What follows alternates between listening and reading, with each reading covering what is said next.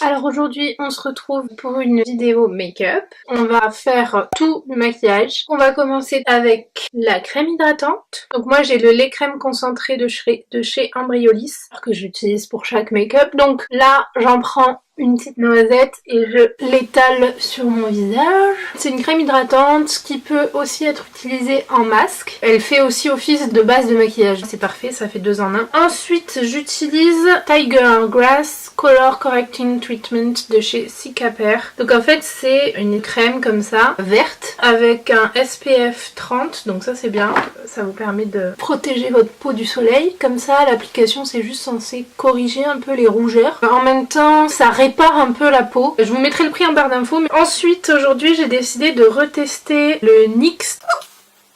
Le NYX Total Control. Je l'avais pas adoré quoi. Donc là j'ai mis 2 gouttes. Je crois que je me rappelle pourquoi je l'aimais pas plus que ça. Parce qu'il est vraiment pas très couvrant. J'applique avec une éponge humidifiée. Je vais le mettre directement sur mon visage. Olé. Ouh. Oui, pour celles qui me demandent pourquoi j'humidifie mon éponge. Donc premièrement, ça permet qu'elle absorbe un peu moins du produit. Parce que quand vous mettez par exemple ce genre de produit là extrêmement fluide, en fait il y a tout votre produit dans votre éponge. Ça permet ça et en même temps ça la rend aussi un peu plus molle pour toutes celles qui ont une éponge comme ça, qu'on appelle tout un beauty blender alors que en fait c'est la marque Beauty Blender. Mais pour toutes celles qui l'ont, il faut pas oublier de la nettoyer parce que c'est juste dégueulasse. Si vous la nettoyez pas, je pense qu'il y a encore plus de bactéries que sur votre téléphone. Et il y a déjà plus de bactéries sur votre téléphone que sur votre cuvette de chiottes, alors voilà, bon, nettoyez-la. Et franchement, moi je le fais avec du gel pour les... Enfin, du nettoyant pour les mains là. Vous mettez le savon liquide, vous passez sous l'eau, vous appuyez comme ça et au bout d'un moment il y a le fond de teint qui sort et au moins vous avez un truc propre quoi. Bon alors je tapote pendant 45 minutes comme ça, hein. Donc en termes de couvrance, finalement c'est pas si dégueu. En fait je l'aime bien.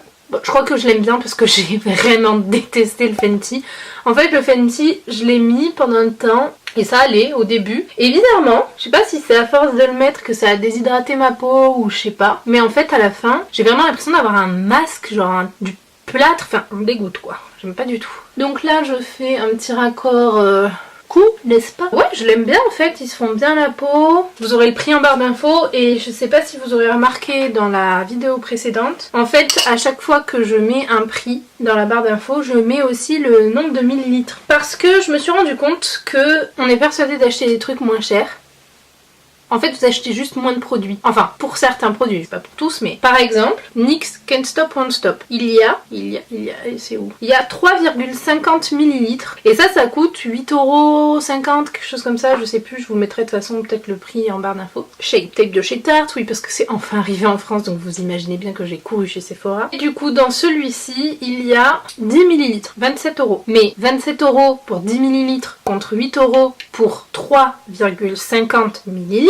Je pense qu'au final on se fait un peu arnaquer quoi.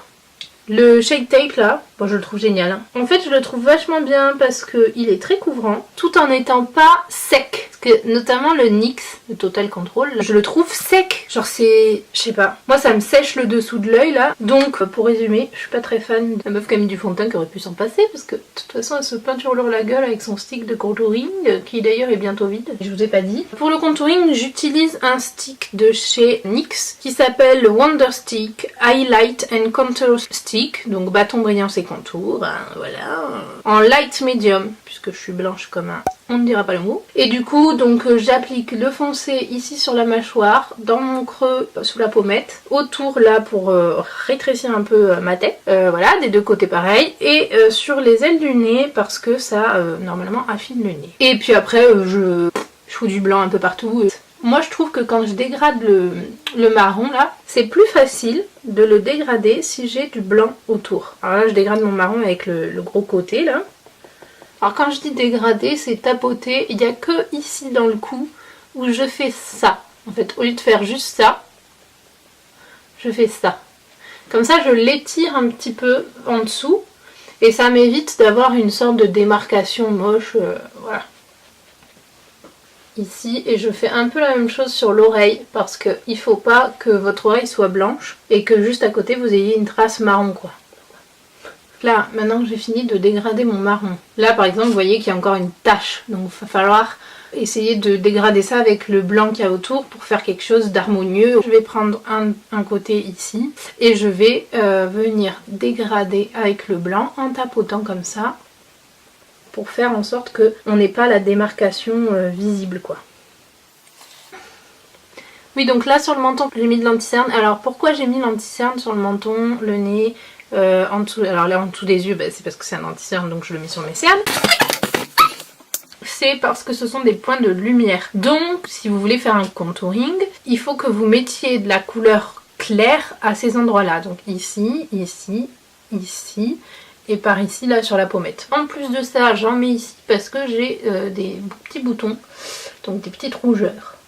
Ensuite, une fois que j'en suis là, donc j'ai tout dégradé partout, je vais donc poser ce Maxi Beauty Blender et je vais prendre Safi qui va me permettre d'aller ici, dégrader mon anti-cerne et pouvoir venir ici dans le coin interne et remonter un peu. Ah oui, important. Quand vous mettez votre anti-cerne, là il faut remonter un petit peu dans le coin ici parce qu'on a tendance à s'arrêter là. Mais souvent, votre cerne, il remonte jusque dans le creux là qu'il y a entre votre œil et votre nez. Allez, on fait le deuxième.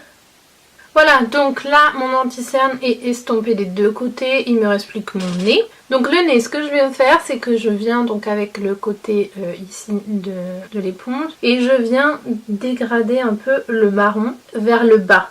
Je ne vais pas le remonter vers l'intérieur, enfin le dessus là, il doit rester clair. Donc le marron est estompé, il me reste ma grosse barre blanche, donc je reprends le côté où j'ai estompé le blanc tout à l'heure, et je tapote. 20 minutes pour faire le teint, Léa. Voilà, on est contouré, tout ça. Maintenant, je vais venir prendre mon Beauty Blender. Oups. Et je vais venir prendre de la Fenty. Donc c'est la Pro Filter poudre fixatrice retouche instantanée. Je vais venir ici avec le coin où il y a la pointe, prendre de la poudre comme ça. Voilà. Et là, vous tapotez en dessous de l'œil pour bien fixer votre anti-cerne. On recommence pour l'autre côté. Donc moi, la Pro Filter, là, je l'ai en teinte Butter. On s'en fout de l'accent anglais, non? J'ai la flemme. Donc je tapote sur la zone T. Donc ici, ici, ici. Parce que c'est les endroits où on a tendance à briller. Ensuite, je viens prendre un pinceau un peu gros. Je viens le mettre dans ma poudre. Je tapote. Et ensuite, je vais venir, voilà, faire le reste de mon visage. Je vais aussi repasser sur les endroits où j'ai mis de la poudre tout à l'heure pour en enlever un petit peu. Voilà, et là on est blanc comme un fantôme. On adore. Je suis de retour pour vous jouer de mon bitou. Ce qu'on va faire, c'est que, bon, le contouring crème, ça fonctionne. C'est pas trop marqué, c'est assez naturel. Avec ce stick là, je le trouve très bien d'ailleurs, parce que ça se dégrade bien, c'est assez gras comme texture, donc faut bien poudrer après. Mais là, comme je fais une vidéo et que j'ai envie d'avoir quelque chose d'un peu plus marqué, je vais faire par-dessus un petit contouring poudre. Donc ça c'est une palette.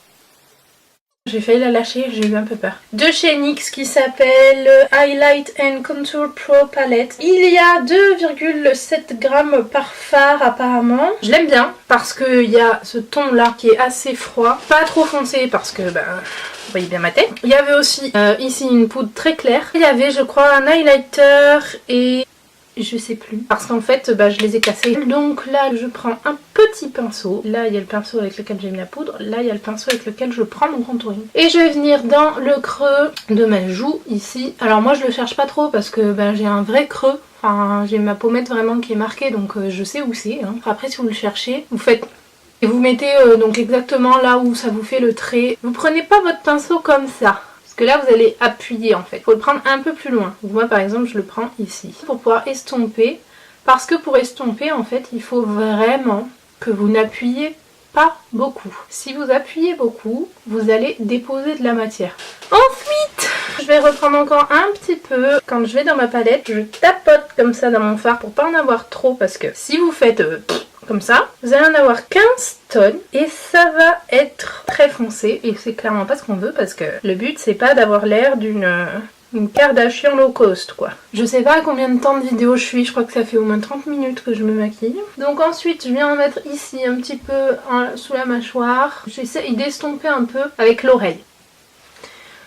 Je pense que c'est assez. Alors ensuite, il va donc falloir maintenant faire nos amis les sourcils. Je prends le petit goupillon. Donc vous frottez comme ça à rebrousse-poil. Pourquoi? En fait ça vous permet d'enlever un peu les résidus de poudre qu'il y a dans vos sourcils. J'ai un poil qui fait...